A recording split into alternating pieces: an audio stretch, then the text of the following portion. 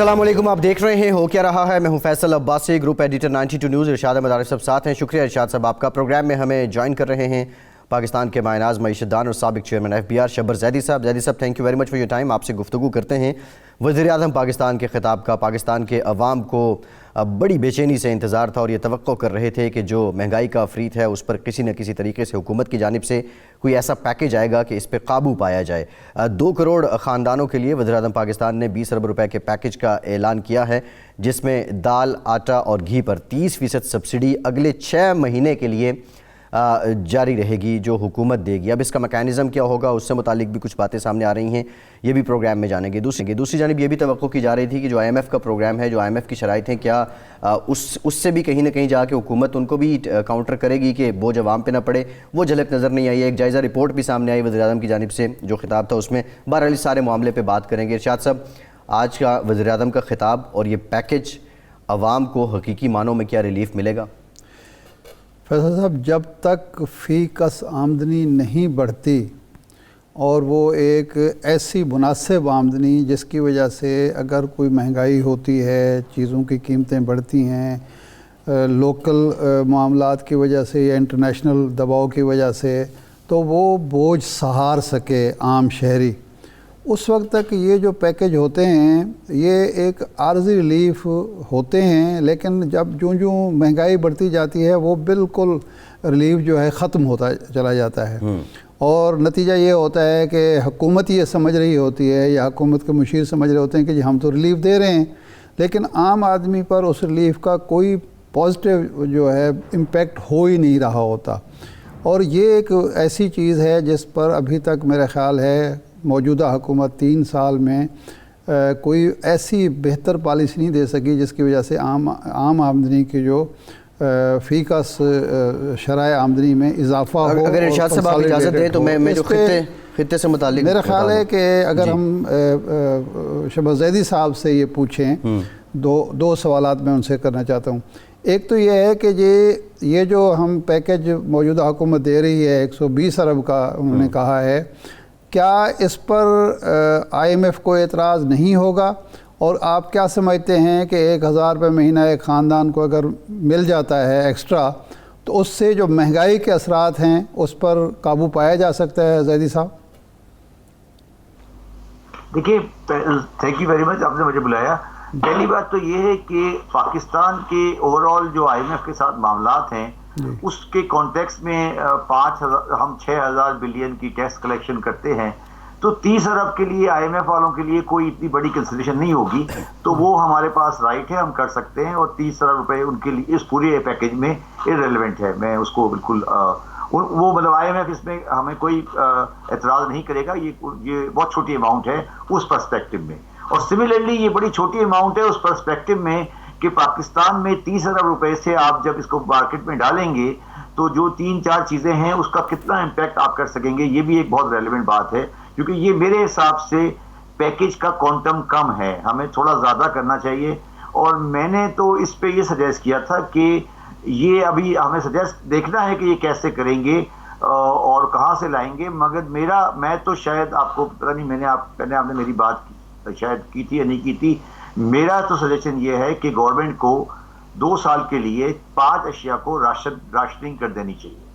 अच्छा, और कौन सी ज़ैदी साहब, कौन सी 5 अशिया की राशनिंग होनी चाहिए? 5 अशिया की राशनिंग होनी चाहिए। उसमें आटा, चीनी, चने की दाल, घी, कुकिंग ऑयल, ये और आप एक आटा, चावल, चने की दाल, घी और ये कुकिंग ऑयल, ये 5 चीजें जो हैं इसको आप राशनिंग करें फॉर द टाइम बीइंग।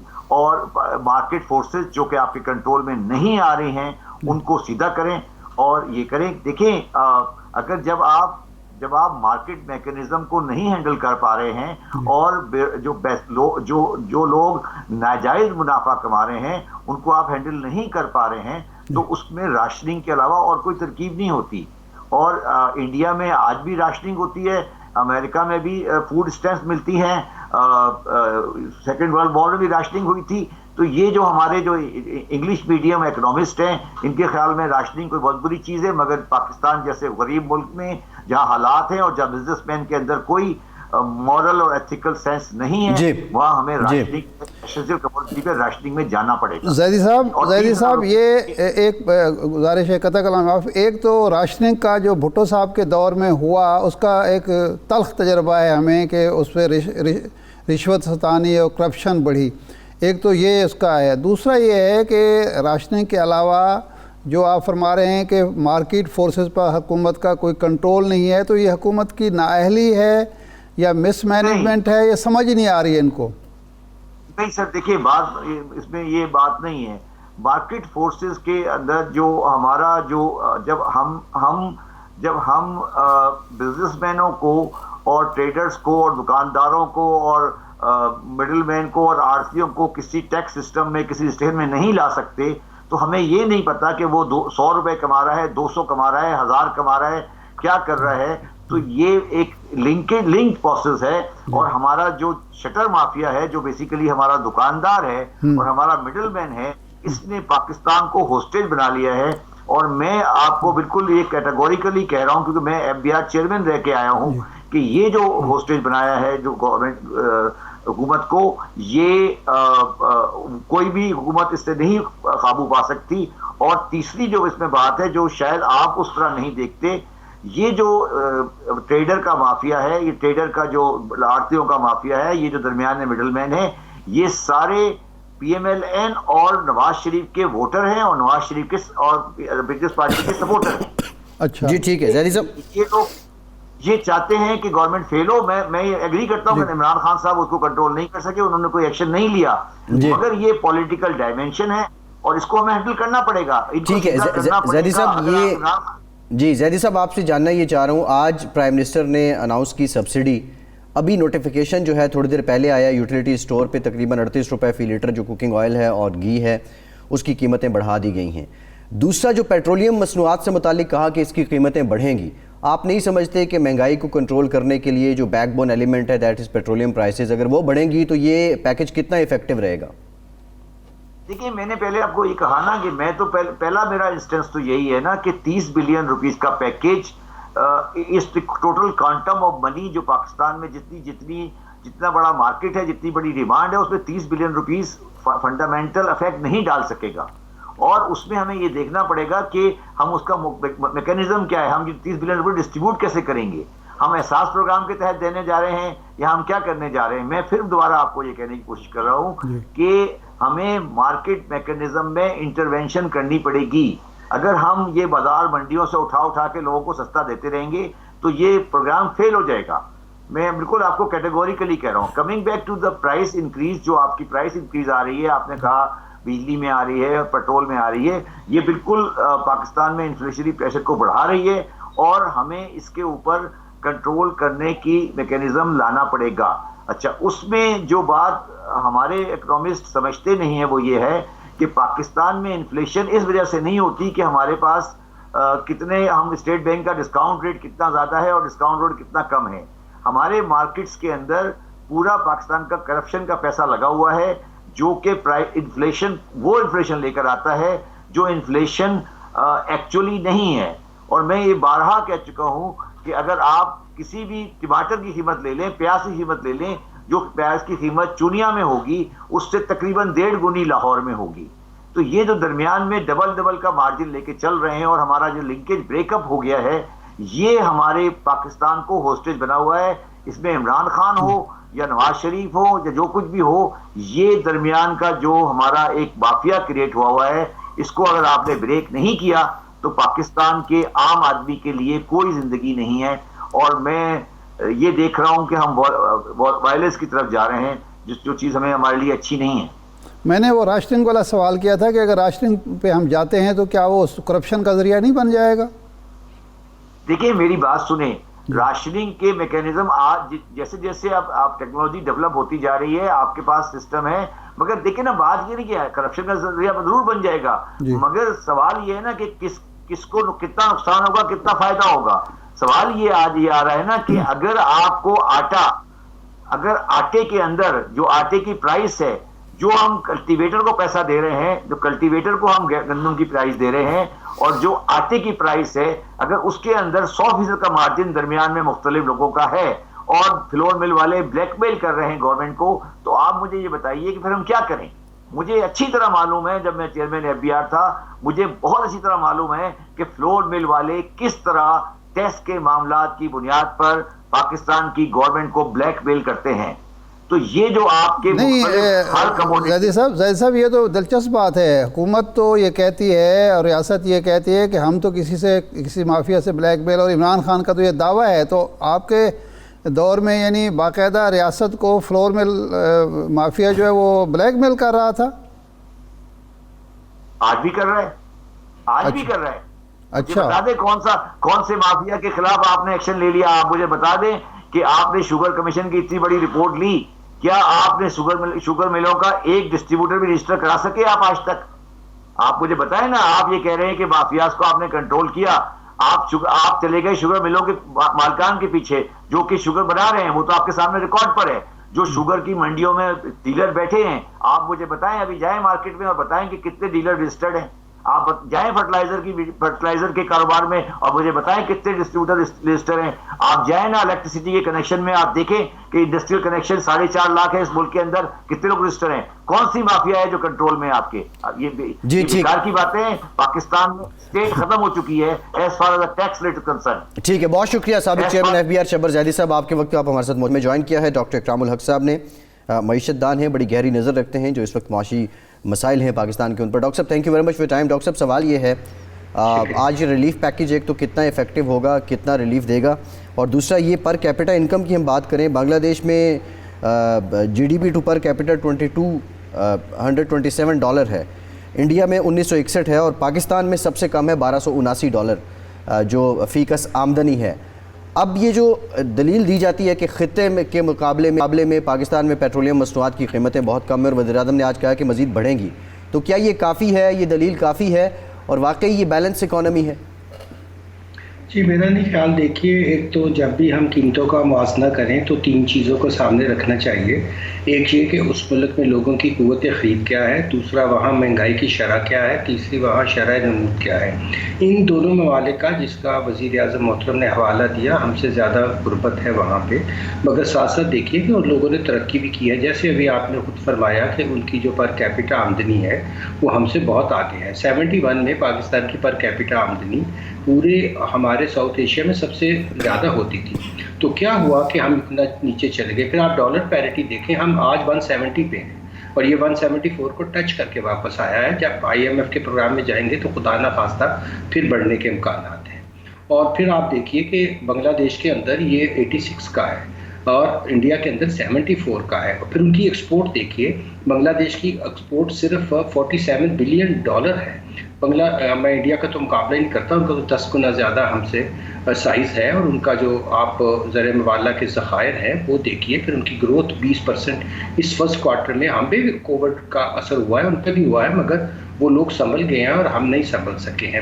وزیر اعظم محترم کا جو پیکیج ہے، میں اس کے بالکل متفق ہوں کہ ٹارگیٹڈ سبسڈی ہونی چاہیے، مگر اس سے بہتر تھا کہ وہ قیمتوں میں مستحکم رکھتے. باہر سے ہم جو ہے اب اناج بھی منگوانے لگے ہیں، نیٹ امپورٹر بن گئے ہیں ہم کھانے والی چیزوں کے، جب ایک زمانے میں ہم گندم شوگر کے باہر بھیجا کرتے تھے.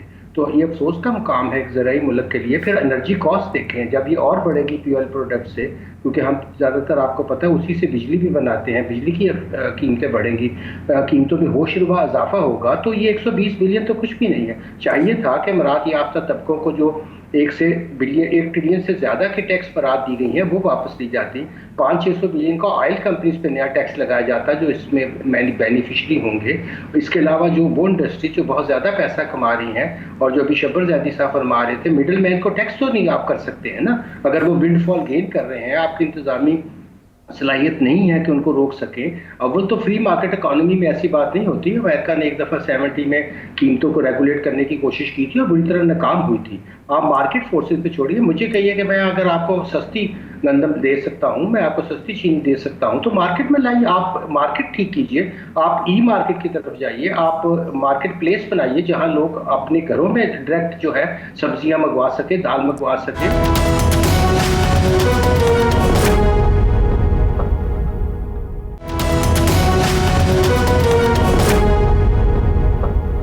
ڈاکٹر صاحب یہ فرمائیں، جو وزیر اعظم صاحب نے آج تقریر کی ہے، اس سے پہلے بھی جو کچھ کہتے رہتے ہیں، یہ ان کے مشیر ان کو گمراہ کرتے ہیں، ان کو حقائق کا ادراک نہیں ہے، یا وہ ایک سیاسی انہوں نے اپنا لیا ہے کہ سارا ملبہ ماضی کے حکمرانوں پر ڈال دو اور یا مافیاز پر ڈال دو؟ یہ نااہلی ہے، یہ جان بوجھ کر ایسا کیا جاتا ہے، یا حکومت کا بالکل کنٹرول ہی ختم ہو چکا ہے؟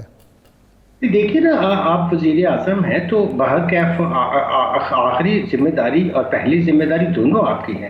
آپ یہ نہیں کہہ سکتے کہ مجھے گمراہ کیا جاتا ہے یا میرے مشیر ٹھیک نہیں ہے. اگر آپ اپنے مشیر صحیح نہیں چن سکتے، آپ تشریف لائے تھے تو آپ نے فرمایا تھا کہ میں بہترین ٹیم چنوں گا، آپ نے فرمایا تھا میں ریاست مدینہ کا جو فلاحی ریاست ہے وہ قائم کروں گا. بہت امیدیں تھی اور آج بھی ہیں ہمیں ان سے، مگر جو ان کے اقدامات ہیں وہ اس کے بالکل برعکس ہیں. میں نے عرض کیا اگر آپ فلاحی ریاست بنانا چاہتے ہیں تو کیوں آپ نے امیر لوگوں کو اتنی مراد دی ہوئی ہیں؟ وہ ٹیکس کیوں نہیں دیتے ہیں؟ تاجر کیوں ٹیکس نہیں دیتے ہیں؟ مڈل مین کیوں اتنا بڑا پروفٹ کماتا ہے؟ یہ کہہ دینا کہ ذخیرہ اندوزی ہو رہی ہے تو یہ تو کافی نہیں ہے نا. ذخیرہ اندوزی ہوئی تو ریاست کہاں ہے؟ یہ جو اکرام صاحب یہ جو شبر زیدی صاحب کی تجویز ہے کہ 5 چیزوں کی راشننگ کر دی جائے، تو اس دور میں مارکیٹ اکانومی کے دور میں یہ ممکن ہے کہ ہم راشننگ کر سکیں اور اس سے فائدہ ہوگا یا کرپشن بڑھ جائے گی؟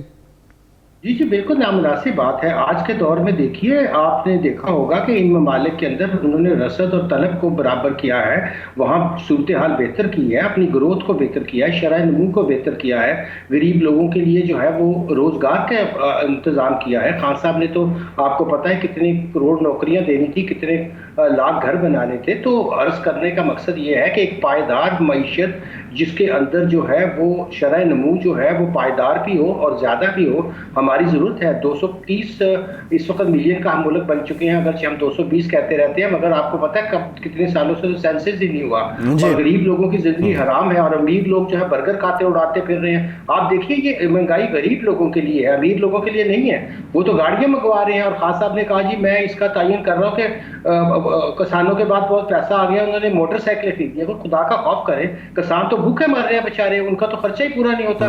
آپ یوریا کی بوری جو پہلے 3000 کی تھی آج 6000 کی ہے. جو پہلے بجلی کا بل ان کا کم تھا وہ اب ڈبل آ رہا ہے.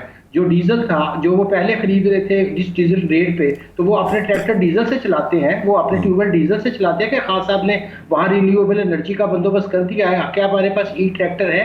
کیا ہمارے پاس ای ٹیوب ویل ہے؟ تو دیکھیں جو ہمیں انرجی کا مسئلہ حل کرنا تھا، ہمارا اس وقت گردشی قرضہ کہاں ہے؟ بجلی کی چوری ہم نہیں روک سکے، ڈسٹریبیوشن کا نظام ہم نہیں بہتر کر سکے. پچھلی حکومتوں کو گالیاں دینے سے تو مسئلہ حل نہیں ہوگا. انہوں نے بھی برا کیا تو کیا ہمیں بھی برا کرنا چاہیے؟ آپ نے بڑا اچھا سال کیا شہادت صاحب. کیا یہ طے شدہ بات ہے کہ اگر پہلے کرپشن تھی، پہلے نااہلی تھی، پہلے جو تھی بری معیشت تھی، تو ہم بھی وہی کریں گے یا ان کو الزام بھی دیتے رہیں گے؟ اور لوٹی ہوئی دولت کتنی واپس لا سکیں ہیں خان صاحب؟ انہوں نے تو کہا تھا کہ مجھے کرپشن سے بڑی سخت نفرت ہے، مگر کرپشن کرنے سے تو مسئلہ حل نہیں ہوگا نا. ریٹریول کتنی ہوئی ہے، کتنا پیسہ واپس آیا؟ ڈاکٹر صاحب قوم تو یہ دیکھ رہی ہے. ڈاکٹر صاحب یہ بڑا ویلڈ سوال ہے آپ کا، لوگ بھی یہ جاننا چاہ رہے ہیں. لیکن ایک سوال یہ ہے کہ یہ جو 120 ارب روپے کا ریلیف پیکج ہے، آپ سمجھتے ہیں کہ جو آئی ایم ایف کی کنڈیشنز ہے، آئی ایم ایف کہیں نہ کہیں جا کے اس پہ معترض ہوگا، یہ اس کا کوانٹم اتنا ہے کہ یہ اتنا آئی ایم ایف کو ہرٹ نہیں کرے گا؟ ایک سوال یہ. دوسرا، جن فیکٹرز کی آپ نے بات کی ہے، if cost of production goes up تو پھر کیا ہوگا؟ انڈسٹریلسٹ ہے یا تاجر ہے وہ کتنا روزگار دے سکے گا؟ بے روزگاری کیسے کم ہوگی؟ جی دیکھیں نا، اگر ہم نئی صنعتیں لگاتے ہیں، اگر ہماری انرجی کاسٹ کم ہے، اگر ہماری جو ہے وہ گروتھ ریٹ جو ہے وہ بہتر ہے اور ہماری پر کیپٹا انکم بڑھتی ہے، تو اوور آل خوشحالی فلاحی ریاست کا یہی کانسیپٹ ہے نا جو ابھی آپ نے میرے سامنے ابھی وزیر اعظم محترم نے رکھا. ہم سب جو ہے ریاست مدینہ کی بات کرتے ہیں، مگر فلاحی ریاست بنانے کے لیے آپ امیر لوگوں پہ ٹیکس لگائیں گے. آپ تیل کی قیمتیں اگر آپ نے بڑھانی ہے تو 120 بلین کا، تو یہ تو 120 بلین سے زیادہ کی تو پہلے آپ قیمتیں 30-40% بڑھا دیں گے، پھر آپ کہیں گے جی میں نے پیکج دے دیا، تو اس کا تو کچھ حاصل نہیں ہوگا. ٹارگٹ سبسڈی بھی آپ کی ضائع جائے گی.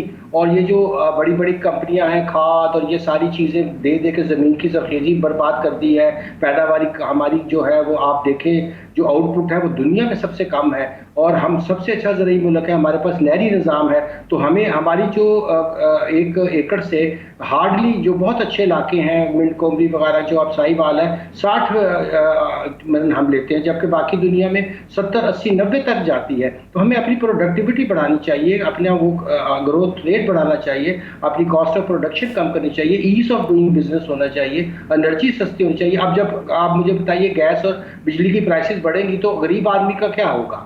وہ تو زندہ نہیں رہ سکے گا. ابھی دیکھیے پچھلے آپ نے 2-3 دنوں میں دیکھا LNG کی پرائسز کہاں گئی ہیں. اب LNG کا سلنڈر کتنے کا ہے. اب مٹی کے تیل کی قیمت دیکھ لیجئے. تو یہ فلائٹ ایسڈ بنانے کے جو ہیں یہ نہیں ہے. وہ IMF موترز ہو یا نہ ہو, دیکھیے اگر ہم اپنا فسکل ڈیفیسٹ کم کر لیتے ہیں, قرضوں کا بوجھ کم کر لیتے ہیں, اس وقت ہمارا 70% جو ہے ریونیو وہ تو ڈیٹ سبسڈی میں جا رہا ہے. ہمارا ڈیفنس بھی کمپرومائز ہو رہا ہے. ڈیفنس کے اوپر صرف 1 ٹریلین خرچ کر رہے ہیں, جبکہ ہمارا 3 ٹریلین سے زیادہ جو ہے وہ صرف سود کی مد میں جا رہا ہے. تو خان صاحب کو بتایا جانا چاہیے, قوم کو بتائیں کہ فلاحی ریاست کے اندر کیا اتنی بڑی سود کی. ٹھیک ہے پچھلی حکومتوں نے بہت زیادہ قرضہ لیا مگر آپ نے بڑھا دیا. اکرام صاحب, جب وہ عام آدمی کی قوت خرید کم ہو رہی ہے, بچتوں کا جو شرح ہے وہ کم ہو گئی ہے, تو کیا حکومت اتنی بچت کر سکتی ہے کہ وہ اپنے قرضے اتار سکے, یا اس کے لیے وشیش سرکل چلتا رہے گا, قرضے لیتے رہیں گے, قرضے اتارتے رہیں گے؟ جی بہت اچھا سوال کیا آپ نے. قرضے اتارنے کے لیے ضروری ہے کہ ہم اپنا ایکسپورٹیبل سرپلس بڑھائیں. اگر میرے پاس ایگریکلچر ہو تو میں اسی ایگریکلچر سے نہ صرف آپ کو فوڈ سیکیورٹی پیدا کر کے دوں, پورے ملک کو سستا اناج اور غذائی قلت کو ختم کروں, بلکہ میں یہاں سے $100 بلین کا ایکسپورٹ کروں. اگر میں اپنی ایکسپورٹ نہیں بڑھاؤں گا تو میں کبھی بھی اپنا قرض ادا نہیں کر سکوں گا. تو ارشاد عارف صاحب بہت اچھا سوال آپ نے کیا ہے. ہم نے اپنے ایگریکلچر کو کتنا پیچھے چھوڑ دیا ہے. میں عرض کر رہا تھا کہ ایگریکلچر کا تقابل دیکھ لیجئے کہ باقی ممالک کے اندر کتنی آؤٹ پٹ ہے. وہاں تو بجلی بھی فری ہے. آپ کے اپنے ایک ملک ہمسایہ ملک میں امول آ کر ان کو کھاد سے لے کر بجلی بیج سے لے کر ان کی مارکیٹنگ تک کرتا ہے, اور ہم اپنے کسان کو کیا دے رہے ہیں, ان کو لوٹ رہی ہیں بہت بڑی بڑی کمپنیاں جو فرٹیلائزر بناتی ہیں, پیسٹیسائڈ والے لوٹ رہے ہیں, انسیکٹیسائڈ والے لوٹ رہے ہیں, جبکہ ہمیں نیچرل جو ہے وہ ذریعے کاشت پہ جانا چاہیے. اور جو بڑے بڑے اس کے ماہر ہیں ان کو خان صاحب بلاتے نہیں ہیں, اور جو سپوریس ڈرگس بیچتے ہیں وہ ان کو مشیر بناتے ہیں. تو اگر اس طرح کے مشیر رکھیں گے تو پھر تو نہ ہم قرضہ اتار سکیں گے, نہ ہم گروتھ کر سکیں گے, نہ ہم فلاحی ریاست بنا سکیں گے. سر جی ٹھیک, بہت شکریہ ڈاکٹر اکرام الحق صاحب. آپ کے وقت ایک بریک کے بعد اپوزیشن کا موقف جانیں گے. رانا تنویر صاحب ہمیں جوائن کریں گے, ہمارے ساتھ رہیے.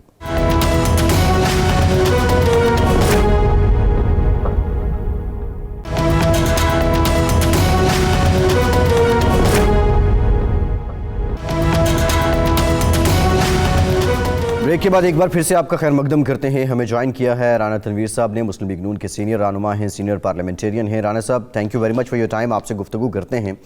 ارشاد صاحب, مسلم لیگ نون نے تو مسترد کر دیا ہے یہ جو 120 ارب روپے کا ریلیف پیکیج ہے, اور وہ مستعفی ہونے کا مطالبہ کر رہے ہیں. لیکن سوال یہ ہے کہ ابھی جو چل رہی ہے خبر, جو اپڈیٹ چل رہی ہیں وہ یہ ہیں کہ یوٹیلیٹی اسٹورز جو سب سے بڑا ذریعہ ہے راشن کو لے کے ریلیف فراہم کرنے کا, اس پہ جو گھی ہے, کوکنگ آئل ہے, اس کی قیمتوں میں اضافہ کر دیا گیا ہے. دوسری جانب آپ 30% سبسڈی اناؤنس کر رہے ہیں. یہی سلسلہ پیٹرولیم مصنوعات کے وقت دیکھتے ہیں. یہ کیا ہے, یہ حکومت کے خلاف کوئی, حکومت میں بیٹھ کے کوئی سازش کر رہا ہے؟ خیر یہ تو میں نہیں کہوں گا کہ وہ سازش ہو رہی ہے, لیکن مس مینجمنٹ ضرور ہے.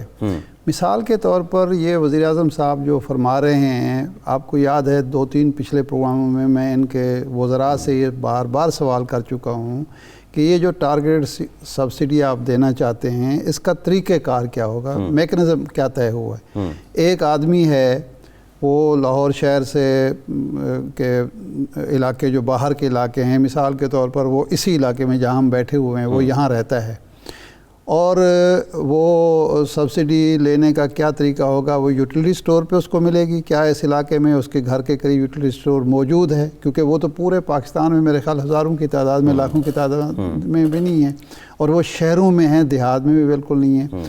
تو وہ سبسڈی کیسے لے گا, ایک بات. دوسرا, کیا طریقہ یہ ہو سکتا ہے کہ آپ ان 2 کروڑ جو لوگ ہیں, آپ نے وہ 2 کروڑ خاندان, 2 کروڑ خاندان ہیں, ان کو کوئی پیسے دیں گے جس طرح بے نظیر انکم سپورٹ پروگرام ہے, وہ کہتے ہیں ایسا بھی نہیں ہوگا. تو ابھی تک تو طریقہ کار نہیں ہے, میکانزم وضع نہیں ہے. لیکن دوسرا جو ہے یہ ہمیشہ ہوتا رہا ہے کہ جی آپ ایک ہاتھ سے لیں اور دوسرے ہاتھ سے واپس لے لیں, ایک ہاتھ سے دیں دوسرے ہاتھ سے واپس لے لیں.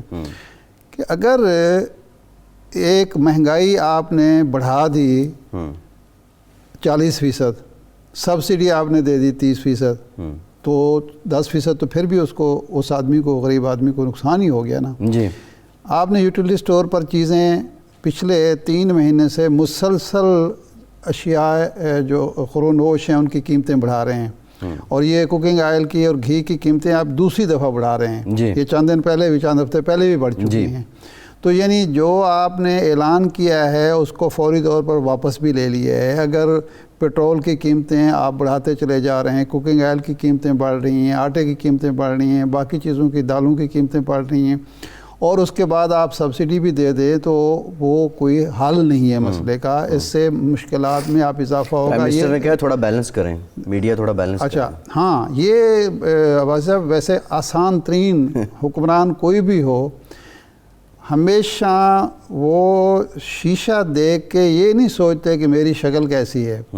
ہمیشہ دوش جو ہے وہ شیشے کو دیتے ہیں کہ یہ ہماری شکل اچھی دکھاتا نہیں ہے. یہ سازش جو ہے, یہ میڈیا بیچارہ بھی ہمیشہ ہی ایسا ہوتا رہا ہے کہ رانا صاحب غلطی جو ہے یا اپوزیشن کی ہوتی ہے یا میڈیا کی ہوتی ہے, حکمرانوں کے ہاتھ صاف ہوتے ہیں. یہ انہوں نے آج یہ کہا کہ دونوں کا کام تنقید کرنا ہے, نہیں میڈیا کا بھی اور رانا صاحب اینڈ کمپنی اپوزیشن کا بالکل تنقید کرنا ہونا چاہیے, لیکن اگر آپ تنقید کا موقع نہیں دیں گے تو بیچاری اپوزیشن کیا کرے گی اور بیچارہ میڈیا کیا کرے گا. موقع ہی نہ دیں تو پھر ممکن نہیں ہوگا. لیکن رانا صاحب سے پوچھتے ہیں کہ رانا صاحب, یہ آغاز اسی جو ایک ویلفیئر یا ریلیف پیکیج ہے اس سے کرتے ہیں کہ عوام کو 120 ارب کا پیکیج مل گیا, اب تو اپوزیشن مطمئن ہو جائے, اب تو کوئی داد و تحسین کے ڈوگرے برسائیں آپ. شاہ صاحب, میں آپ کو بتاؤں کہ یہ نہ تو کوئی حل ہے نہ پریکٹیکل پاسبل ہے. یہ جو بات خان صاحب کرتے ہیں, میں تو حیران ہوں کہ بات تو ٹھیک ہے فیصل صاحب والی کہ یہ کون لوگ ہیں جن کو مشورے دیتے ہیں یا طریقہ کار. ایک دو کہتے ہیں میرے پاس بڑے رستو بیٹھے ہوئے ہیں, لیکن وہ طریقہ کار طے نہیں آج تک کر سکے کہ لوگوں کو ریلیف کس طرح دیا جائے. لیکن دنیا میں تو 2-4 طریقے ہوتے ہیں کہ سبسڈی بھی ہوتی ہے, لیکن ساتھ ہی ساتھ جو زیادہ ضروری ہے, جو باہر کے ملکوں کی مثال دیتے ہیں, وہاں پہ اگر پرائسز بڑھتی ہیں تو وہ جو قوت خرید ہے, پرچیز پاور جو ہوتی ہے عام آدمی کی, اس کو بڑھاتے ہیں تاکہ اس پہ جو اس کا اثرات ہے مہنگائی کے کم ہوں. لیکن یہاں تو پیچھے سے کان پکڑ رہے ہیں جو ٹوٹل ویسٹ ہوتی ہے. میں آپ کو مثال دیتا ہوں کہ انہوں نے یوٹیلیٹی اسٹور پہ بڑا پمپ ان کیا پیسہ, حتیٰ کہ جب مجھے پتہ چلا کہ کوئی 1200 ارب کا آیا ہے باہر سے کرونا کا پیکیج مختلف اداروں سے, مختلف ملکوں سے, تو اس میں جب میں نے دیکھا تو کافی بندر بانٹ ہوئی تھی 1200 کی. کرونا کے لیے آیا تھا, لیکن انہوں نے اس میں یوٹیلیٹی اسٹور کو 50 ارب روپیہ انہوں نے دیا. اچھا. لیکن ہوا کیا, یوٹیلیٹی اسٹور والے جو ہیں انہوں نے جس طرح فیصل صاحب بات کر رہے تھے, آپ دیکھتے ہیں 2-3-4 مہینوں میں پرائسز بڑھاتے رہتے ہیں. تو یوٹیلیٹی اسٹور والے ایک دفعہ میرے پاس آئے تو میں نے, وہ ایم ڈی صاحب تھے وہ چھوڑ گئے ہیں, انہوں نے کہا کہ جی جب سے میں آیا ہوں میں نے لاس کم کر دیا ہے. اچھا. میں نے کہا آپ کا کام لاس کام کرنا نہیں ہے, آپ نے ریلیف دینا ہے لوگوں کو, کیونکہ یوٹیلیٹی اسٹور اس لیے نہیں ہے کہ آپ کو کمرشل ایکٹیویٹی کریں گے. تو اگر آپ نے اس کی پرائسز بڑھا کے لاس کم کیا ہے, لوگوں کو ریلیف یا ان کو جو تھوڑی سی ایک گنجائش ملتی تھی اس کو کم کیا ہے, تو اس کا تو فائدہ کوئی نہیں ہے یوٹیلیٹی اسٹور کا. تو کوئی, میں سمجھتا ہوں کہ یہ کہتے ہیں اچھا یوٹیلیٹی اسٹور کا جو لاس ہے چوری کا, لاس ہے جو پروکیورمنٹ آپ کرتے ہیں, پرچیز کرتے ہیں, اس میں اگر آپ ٹھیک کام کریں, یہ تو لمبی بحث ہو جائے گی. لیکن کہنے کا مقصد یہ ہے کہ انہوں نے پیسے دے کے دیکھ لیے, لیکن کہیں بھی اس کے اثرات نہیں آئے. انہوں نے پیکیج کی بات کرتے تھے کہ پتہ نہیں کتنے 1100 ارب یا کتنا ہم نے کسان کا یا ایگریکلچر سیکٹر میں کوئی ایک پیکیج دیا ہے, لیکن ہوا کیا, ابھی جو انپٹس ہیں یا جتنے بھی وہاں پہ ریلیٹڈ چیزیں ہیں وہ کہیں کی کہیں چلی گئی ہیں. میں نے پچھلے 4-5 دن ہوئے ہیں تو وہ پوچھا کہ بھائی کھاد شاد مل گئی ہے آپ کو, لے آئے ہیں؟ تو انہوں نے کہا جی ہاں. میں نے کتنی کی لی ہے؟ تو کہتے ہیں 8000 کا ڈی اے پی کا توڑا لیا ہے جو اس میں تھا بیگ, 7000 میں جو جس پہ چیخو پکار تھی 8000 کا. میں بتا رہا ہوں آپ. تو کہنے کا مقصد ہے کہ یہ چیزیں ساری کاسمیٹکس, یہ تقریریں ہم نے اساس پروگرام میں یہ کر دیا, ہم نے فلاں دے دیا, ہم نے لون دے دیا کنسٹرکشن میں, اتنے میں نے سنا ہے ان کو. لیکن مسئلہ یہ ہے کیا ایک عام آدمی کی زندگی میں کوئی بہتری آئی ہے اس سے؟ اگر بہتری نہیں آئی تو آپ 10,000 باتیں کریں, کوئی نہیں مانے گا کہ آپ کس طرح کرتے جی وہ جہاز کا کرایہ, بحری جہاز کا کرایہ جو فریٹ ہے کارگو کا بڑھ گیا, وہ بھی آپ نے سنا کہ 300-350% بڑھ گیا. بھائی اس سے لوگوں کو کوئی مسئلہ نہیں ہے, مسائل ان کے اور ہیں, ان کے کوئی اس سے نہیں ہے.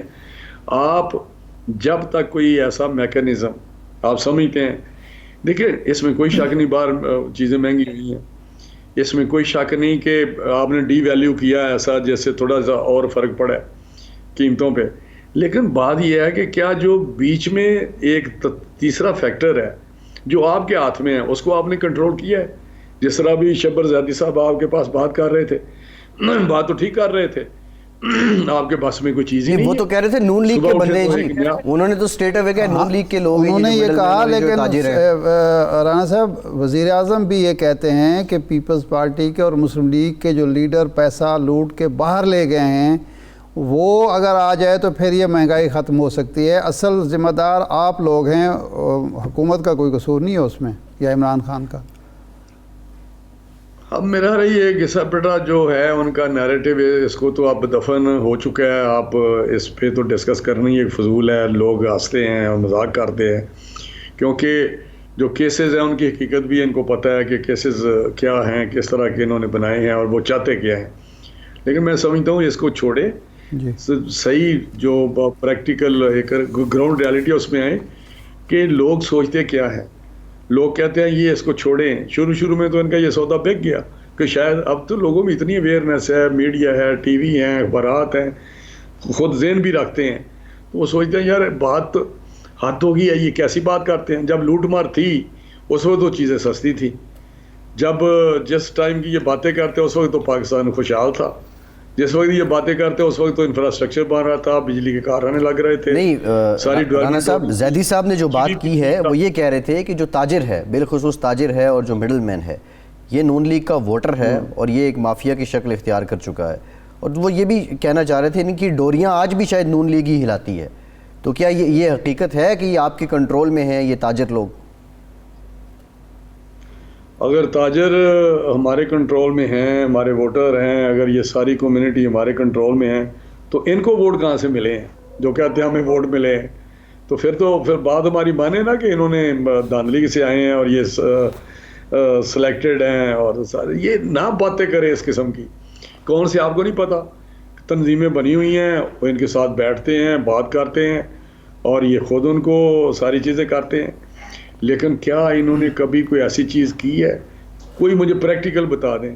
کیا ان کی ایڈمنسٹریشن بھی ہمارے ساتھ ملی ہوئی ہے جن کو روز یہ اکھاڑتے بکھاڑتے ہیں کہ یہ ڈی سی لگا دو, یہ فلاں لگا دو, یہ پرائس مجسٹریٹ چیک کرے گا, فلاں یہ کرے گا. انہوں نے بندے پکڑ کر کے جیلوں میں دیے ہیں, دکاندار جو عام ہیں.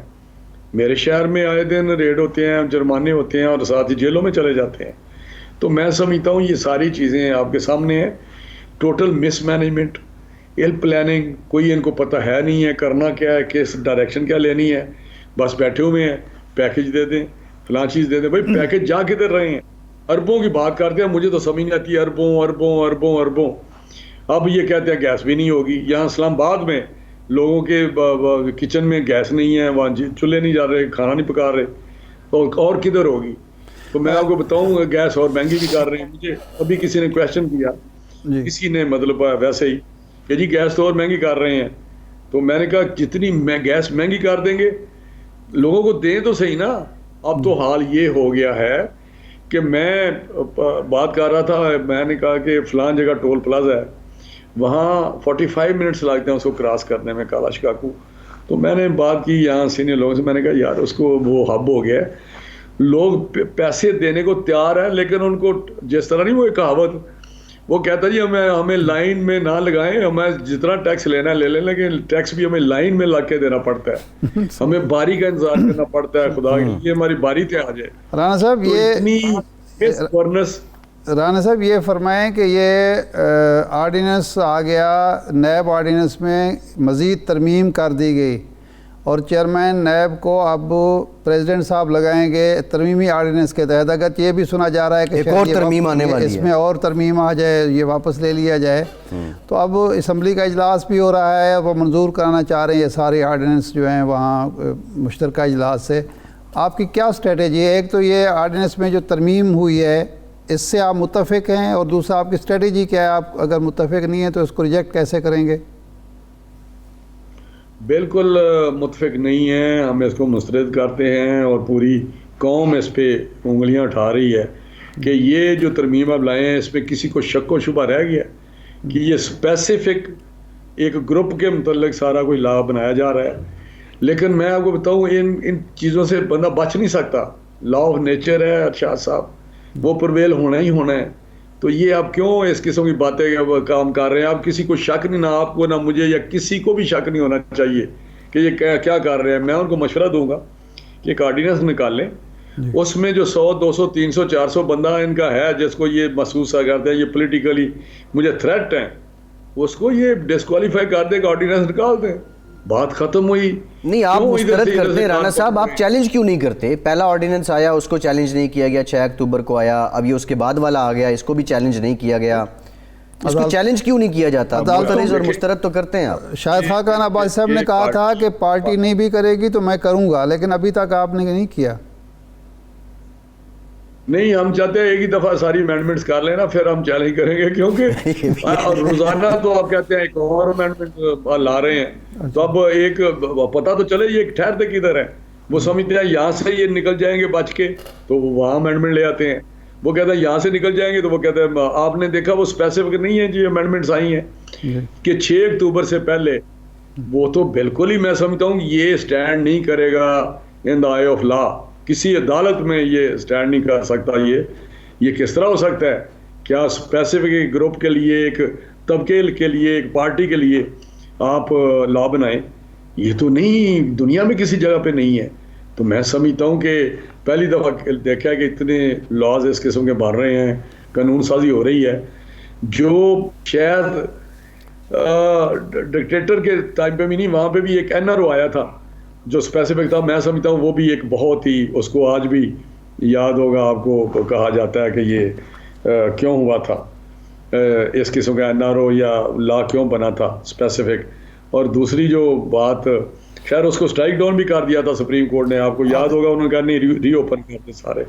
لیکن ایک جو ایک ضیاء الحق صاحب نے ترمیم کی تھی کہ اپنا نام کانسٹیٹیوشن میں لکھا تھا, وہ بھی اس وقت بھی بڑا کریٹیسزم ہے. رانا صاحب آخری سوال یہ ہے, رانا صاحب آخری سوال یہ ہے کہ میاں صاحب اب آ رہے ہیں حالات, تو اب میرا خیال ہے آپ لوگ سمجھتے ہیں کہ بہتر ہو گئے, کنٹونمنٹ کے جو الیکشن ہوئے اس میں بھی شفافیت آ گئی, تو اب واپس آ رہے ہیں میاں صاحب؟ میاں صاحب میں بتاؤں, میاں صاحب ڈیفینیٹلی ان کی صحت ٹھیک ہوگی, اور ساتھ ہی ساتھ میں بتاؤں پارٹی فیصلہ کرے گی. جب ہی جسی دن پارٹی نے کہا, فیصلہ کیا کہ آپ آ جائیں, اور ڈاکٹروں نے کہا کہ آپ جا سکتے ہیں, تو وہ آ جائیں گے. کیونکہ جس بندے نے اتنی خدمت کی ہے پاکستان کی, وہ پاکستان کو اس طرح نیچے کی طرف جاتا ہوا کیسے دیکھ سکتا ہے؟ تو میاں صاحب کی حالت وہی ہے, لیکن ان کی ایک اپنی ایک ہیلتھ ایشوز بھی ہیں, اور ساتھ پارٹی بھی ایک فیصلہ کیا ہوا ہے کہ جب تک آپ کی صحت یا ڈاکٹر اجازت نہ دیں اس وقت پارٹی فیصلہ کرے گی. یہ جو ابھی حال ہی میں ایک معاہدہ ہوا ہے اپنا رانا صاحب, یہ جو حال ہی میں ایک معاہدہ ہوا ہے, اس کے بارے میں آپ کی کیا رائے ہے؟ یہ اچھا ہوا ہے نا, امن آ گیا, حالات ٹھیک ہو گئے. یہ TLP والا, جی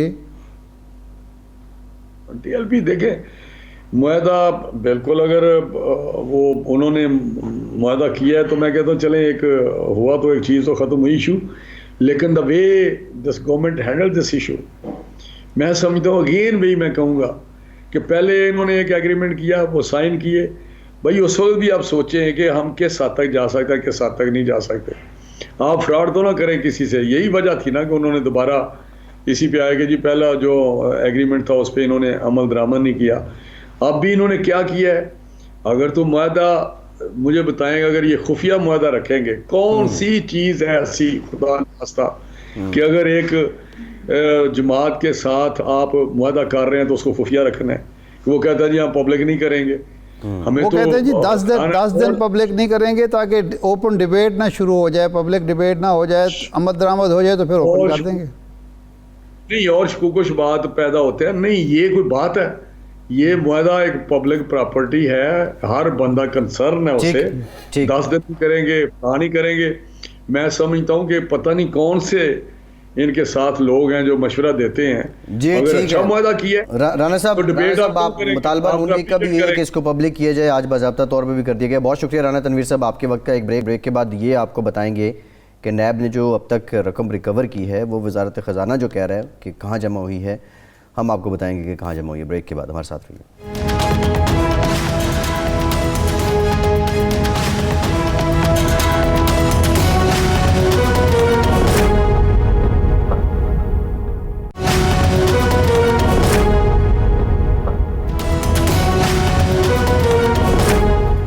بریک کے بعد ایک بار پھر سے آپ کو خوش آمدید کہیں گے. پیپلز پارٹی کے سینیٹر سلیم مانڈوی والا صاحب نے کہا ہے کہ وزارت خزانہ سے جب پوچھا گیا کہ جو نیب نے رقم ریکور کی ہے تو وہ کہاں جمع ہوئی ہے تو وزارت خزانہ اس بات سے لا علم نکلی ہے.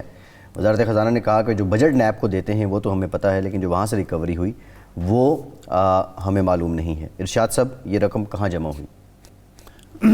دیکھیں، نیب جو ریکوریز کرتی ہے وہ 3 طرح کی ہوتی ہیں. ایک تو ڈائریکٹ ریکوری ہے کہ کسی ملزم سے بذریعہ مقدمہ جیت کے یا پلی بارگین کر کے نقد رقم آپ وصول کرتے ہیں، وہ ڈائریکٹ ریکوری ہے. دوسرا ریکوری ہے انڈائریکٹ. وہ ریکوری ہوتی ہے پلاٹ آپ نے ان کا لے لیا، مکان لے لیا، کوئی اور اس طرح کی جو منقولہ جائیداد ہوتی ہے، غیر منقولہ ہوتی ہے، وہ آپ نے لے لی.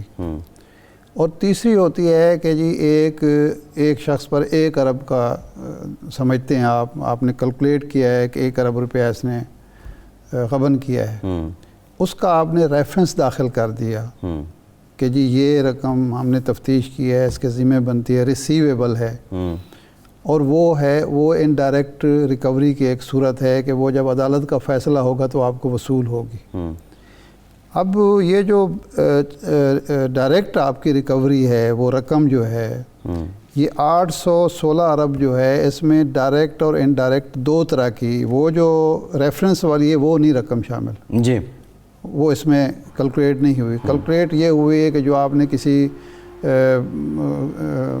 جو کالونی ہے کسی نے بنائی ہے اور اس میں فراڈ کیا ہے، کوئی اس طرح کی اور چیزیں ہیں، ایک پلازا بنا لیا ہے سرکاری زمین پہ، وہ جو آپ نے کیلکولیٹ کیا ہے، وہ جو آپ نے پلاٹ لیا ہے، مکان لیا ہے، دکان لی ہے، کوئی پلازا قبضے میں لیا ہے یا اس نے خود سرنڈر کیا ہے، یہ رقم یعنی یہ جائیداد جو ہے یہ آپ نے وصول کی ہے. اور وہ نقد رقم جو ہے، یا ظاہر ہے یہ پلاٹ یا یہ مکان یہ تو آپ جمع نہیں کرائیں گے نا کہیں. یہ کنسالیڈیٹڈ فنڈ، ایک فیڈرل کنسالیڈیٹڈ فنڈ ہے، یہ رقم اس میں جائے گی، یہ چیز جو ہے اس میں چلی جائے گی. جی. اب یہ جو کیسز کی نوعیت ہے ایسی نہیں ہے کہ ساری چیزیں فیڈرل گورنمنٹ کی ہوں. سارے کیسز جو ہوتے ہیں وہ فیڈرل گورنمنٹ کے ساتھ منسلک نہیں ہوتے، صوبائی حکومت کے ہوں گے، بینکوں کے ہوں گے، کوآپریٹو محکمے کے ہوں گے، کسی اور کے ہوں گے. تو یہ کنسالیڈیٹڈ فنڈ جو ہے فیڈرل، اس میں جمع ہو کے پھر وہاں سے ڈسٹریبیوٹ ہوں گے. جو بینک کی رقم ہے بینک کو چلی جائے گی، جو صوبائی حکومت کی ہے صوبائی حکومت کو چلے گی، جو انفرادی طور پر کسی کی ڈائریکٹ دے سکتا ہے نیب وہ ان کو چلی جائے گی. لیکن یہ پہلے جائے گی فیڈرل کنسالیڈیٹڈ فنڈ میں. اب میں حیران ہوں کہ وزارت خزانہ کا ترجمان اگر یہ جواب دیتا ہے اس اسٹینڈنگ کمیٹی میں کہ ہمیں علم نہیں ہے، اس کو یہ تو علم ہونا چاہیے کہ فیڈرل کنسالیڈیٹڈ فنڈ کیا ہوتا ہے اور اس کی ڈسٹریبیوشن کا طریقہ کار کیا ہے. اب اس پہ سر وزارت خزانہ پیٹے یا نیب پیٹے؟ اصل میں ہمارے ہاں ایک عجیب و غریب صورتحال پیدا ہو گئی ہے. میں سمجھ نہیں آتی کہ بھئی یعنی حکومت کا ایک محکمہ ہے، ایک ادارہ ہے، اس کا ایک ترجمان ہے، اور اس کو پتہ ہی نہیں ہے ان چیزوں کا. ان کو ہونا چاہیے، معلوم ہونا چاہیے کہ بھئی یہ طریقہ نہیں ہے کہ وہ پیسے اگر لیں گے تو جا کے وزارت خزانہ میں جمع کریں گے، لیں جی ہم نے پیسے وصول کر لیے ہیں. ایسا نہیں ہوگا. خود وزارت خزانہ جو وصولیاں کرتی ہے وہ بھی تو کئی طریقوں سے وصول ہوتی ہیں. کئی طریقوں سے ہوتے ہیں. ڈائریکٹ تو سارا کچھ، سارے ٹیکس جو ہیں، یعنی بعض ٹیکس وفاقی حکومت جو ہے وہ وصول کرتی ہے صوبائی محکموں کے ذریعے. جی بالکل ایسے ہے، بالکل ایسے ہے. پھر وہ کل کو کہیں گے جی ہمیں تو اس کا نہیں پتہ. اچھا ارشاد صاحب، یہ تو آپ نے بڑا وضاحت کر دی اس کی کہ جو کنسولیڈیٹڈ فنڈ ہے اس میں یہ پیسے جاتے ہیں اور میکینزم بھی بتا دیا.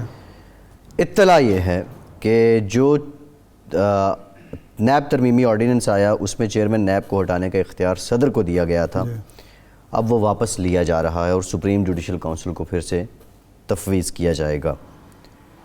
یہ کیوں کروٹیں لی جا رہی ہیں؟ میں نے ایک موقع پر اسی پروگرام میں یہ کہا، اور ہمارے ایک دوست ہیں، سینیٹر ہیں تحریک انصاف کے، وہ ناراض بھی ہو گئے، آپ کو یاد ہوگا. جی میں نے کہا کہ مجھے معلوم نہیں کہ کس قسم کے احمق مشیر جمع ہو گئے عمران خان کے ارد گرد، اور قانونی ٹیم کے حوالے سے میں نے کہا تھا. انہوں نے کہا کہ آپ لفاظی کر رہے ہیں. یہ بھائی ایک آرڈیننس جو ہے وہ سوچ سمجھ کر ایک دفعہ ہی لے آؤ، دوسری ترمیم ہوگی. کیا آپ نے سوچا نہیں ہے کہ اگر ہم یہ اختیار صدر کو دیں گے تو اس کا نتیجہ کیا نکلے گا؟ یہ ڈائریکٹ اختیار وزیر اعظم کے پاس چلا جائے گا، کیونکہ صدر پاکستان کے جو آئین میں متعین 2-3 ثوابدیدی اختیار ہیں، اس کے علاوہ اس کے پاس کوئی اپنا اختیار نہیں ہے. وہ ہر اختیار کے ایڈوائس آف پرائم منسٹر، اور یہ عملاً پرائم منسٹر کو آپ دے رہے ہیں جو فریق ہے. تو میرا خیال ہے اب کر لیں. اس کے بعد اگر کوئی شخص کورٹ میں چلا گیا، اگر کوئی شخص کورٹ میں چلا گیا، یہ سارا آرڈیننس ون لائن کمنٹ کر دیں. قانون سازی ارتقائی عمل ہے، لیکن یہ بہت ہی زیادہ نہیں، یہ ارتقائی نہیں، یہ احمقانہ عمل بن گیا. جی ارشاد صاحب، پروگرام کا وقت ختم ہو گیا. بہت شکریہ. پروگرام سے اتنا ہی.